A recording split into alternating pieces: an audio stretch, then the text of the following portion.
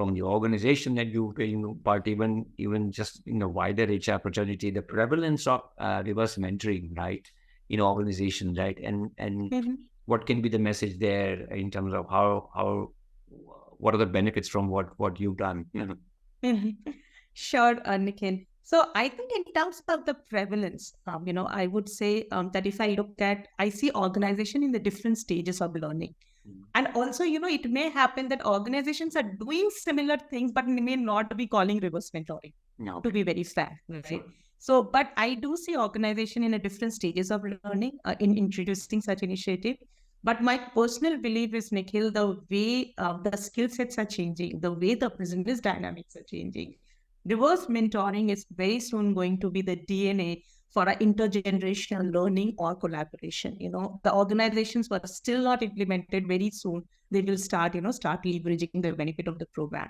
That's how I see it. I'll reference one of the Economic Times article which came, a month back, where some of the organizations were also talking about, how the different practices of reverse mentoring. For example, Merck Pharmaceutical, they spoke specifically about saying that they had identified social media as a coaching. And at any point of time, they have 10 to 12 leaders who goes through that social media coaching. And they see the difference in terms of when people are more active on that platform. Because today organizations are also looking at that as a medium to hire talent, right? So we want our leaders to get into.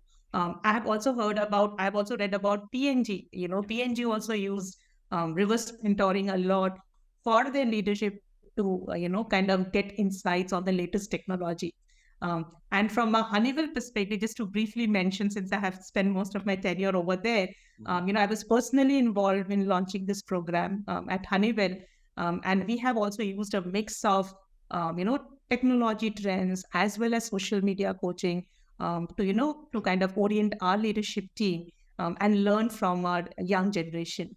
So maybe what I would say, Nikhil, I would want to sum it up by saying that if you look at the profile of a young generation, okay, two things becomes very, very important for them. One is the workplace flexibility, okay? And the second is a sense of purpose. These are the two things which this group, gives a lot of importance to. And reverse mentoring in true sense helps you to drive that inclusivity or a sense of belonging or a larger, attachment to the engagement or attachment to the organization. So from that perspective, I think organizations who are doing it, they should continue to do the good work. Organizations who are yet to implement, they should look at it as a very strong lever to engage and retain their young workforce.